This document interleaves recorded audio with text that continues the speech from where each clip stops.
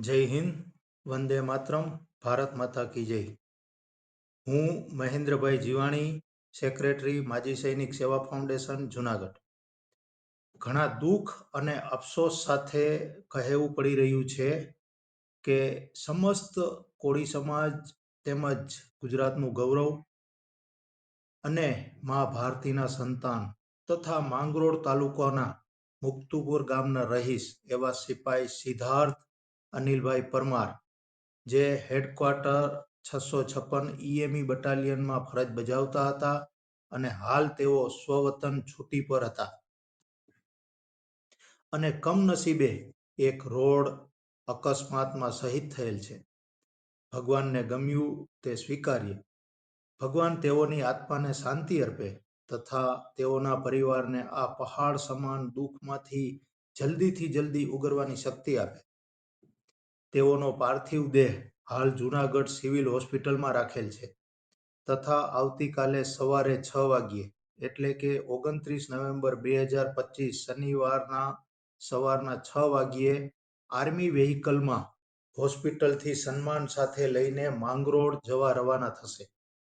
આ સન્માન યાત્રામાં જુનાગઢ શહેરમાં વસતા કોઈ પણ વ્યક્તિ જોડાવા માંગતા હોય તો મધુરમ ગેટ પાસેથી સવારે 6 વાગ્યે અને 45 મિનિટે સન્માન યાત્રા પસાર થશે તો ત્યાંથી સંમિલિત થઈ શકશે.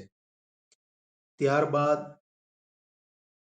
માંગરોળ કેશોદ ચોકડી એટલે કે માંગરોળની બહાર સવારે 8:20 પહોંચશે તથા ત્યાંથી 8:30 વિધિવત રીતે સન્માન યાત્રાનો પ્રારંભ થશે તથા ત્યાંથી સ્વવતન મુક્તુપુર ગામે તેઓના નિવાસ સ્થાને જશે.